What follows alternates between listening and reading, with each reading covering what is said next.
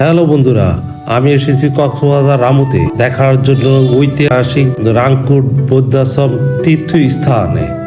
এটা বাংলাদেশের সবচেয়ে পুরানো তীর্থস্থান আর ঐতিহাসিকভাবে এটা বিখ্যাত, কারণ এই তীর্থস্থান প্রতিষ্ঠা করেন সম্রাট অশোক 268 খ্রিস্টপূর্বাব্দে, যা বাংলাদেশের সবচেয়ে পুরানো ঐতিহাসিক স্থান এটি। আর বৌদ্ধদের সবচেয়ে বাংলাদেশের ভিতরে সবচেয়ে প্রাচীনতম স্থান এটি। তাই আমি এখানে দেখার জন্য আসছি।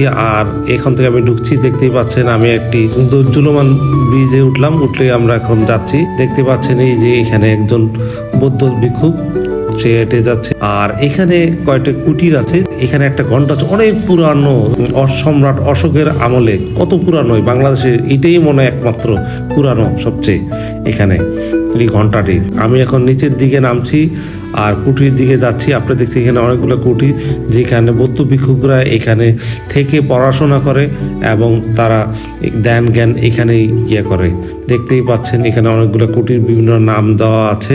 আর এখানে ম্যাক্সিমাম কারুকাজ করা এবং গোল্ডেন, যেই এখানে ছোট একটা মন্দির যেখানে তারা পূজা করে। আপনারা দেখতে পাচ্ছেন এখানে একটা কলার থোড়া কৃত্রিম ভাবে বানানো হয়েছে, একদম অরিজিনাল কলার থোড়া মতো এটা দেখতে এখানে। আর মানুষ এখানে বসার জন্য এটা ব্যবস্থা করা হয়েছে। কেউ বিশ্বাস করবেন না এটা যে কলা না। আর এখানে বসার জায়গা, এই যে আপনি দেখতে পাচ্ছেন, আমি ধরি আমার সমান লম্বা চূড়া, এখানে এটা একটা বসার স্থান। আমি বিশ্বাসই করতে পারছিলাম না যে এটা সত্যি না। এখন আমি বসলাম কলার থোড়ায়। এখন আমি ঢুকলাম রাংকুট বনাশ্রম বৌদ্ধ তীর্থস্থানে। টিকিট কাটার জন্য প্রতিজন এখানে 20 টাকা করে। যারা বৌদ্ধ ভিক্ষু আছে তাদের জন্য এখানে কোনো টাকা লাগে না। আর দেখতে পাচ্ছেন এখানে কত মূর্তি আছে, এখানে অনেক বৌদ্ধ মূর্তি। এখানে দেখে একটা ছোট মূর্তি দেখা যায়, সাদা একমাত্র। এখানে প্রায় 100-র মতো মূর্তি আছে, যেগুলোর ভিতরে সবগুলো সোনালি একই রকমের, কিন্তু বাট এইটা এক্সপ্রেশনাল, এই সাদা মূর্তিগুলো আপনি দেখতে পাচ্ছেন। আর সবগুলোর সামনে একটা আছে। আর আমার সাথে এসেছেন আমাদের সবসময় আমার সফর সঙ্গী মাহমুদ ভাই। আর এখানে দেখেন একটা ড্রাগন আকারের 2টা ড্রাগন আছে এখানে। আর এখানে তার বর্ণনাতে আছে স্তম্ভর, এটা বৌদ্ধদের জন্য। আর আমি একটু দেখি সামনের দিকে যাচ্ছি, একটা দেখা যাচ্ছে পৃথিবী। আর এই সম্রাট অশোকের একটা ছবি আপনারা দেখতে পাচ্ছেন, এখানে লেখা আছে সম্রাট অশোক। আমরা সামনের দিকে এগিয়ে যাচ্ছি আরো এখানে। আর এখানে একটা প্রাকৃতিক যে অনেকগুলো মূর্তি আছে, যেমন হরিণ, বিড়াল, বিভিন্ন ধরনের। আর একটা সবচেয়ে পুরানো একটি গাছ, 700 বছর আগের পুরানো এই গাছটি। আর এখানে কয়েকটি মূর্তি দেখা যাচ্ছে বড় আকারে। ম্যাক্সিমাম এই বৌদ্ধ তীর্থস্থানে সব মূর্তি দেখা যাচ্ছে বিভিন্ন আকারে। সম্রাট অশোক তার সৃষ্টি এখানে। আর সত্যি অসাধারণ চমৎকার। আমি মনে হয় এখন আছি মালয়েশিয়ার মতো।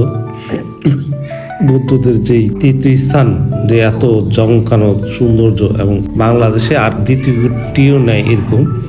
সত্যি যারা কক্সবাজার আসে তারা সমুদ্রই দিয়ে দেখা যায়, কিন্তু তারা এই রামুর এই বৌদ্ধদের তীর্থস্থান রাংকুটে আসে না। কিন্তু দেখেন একটা বিরাট আকারের সিঁড়ি, এই সিঁড়ির ভিতরে 2টা ড্রাগন বসে গিয়েছে এবং গোল্ডেন যে আভা, সত্যি অসাধারণ চমৎকার। আমরা উঠছি উপর দিকে।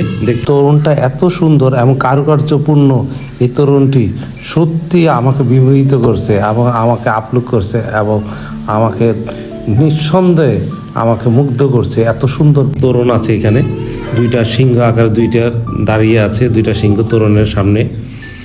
আর ভিক্ষুতে আমরা কথা বলে জানলাম এখানে অনেক শিক্ষার্থী পড়ালেখা করে। আমি ভিতরে ঢুকে দেখলাম এখানে প্রার্থনার অনেক জায়গা আছে, যেখানে এই ভিক্ষুকরা তারা প্রার্থনা করে। অনেক মূর্তি আছে দেখতেই পাচ্ছেন এখানে একটি লাইব্রেরি আছে, যেখানে অনেক বই এখানে আছে। আর এখানে তাদের একটি প্রাপ্ত অনেক পুরস্কার এখানে দেখা যাচ্ছে। আমরা দেখতে পাচ্ছি এখানে অনেক পুরস্কার আছে তাদের।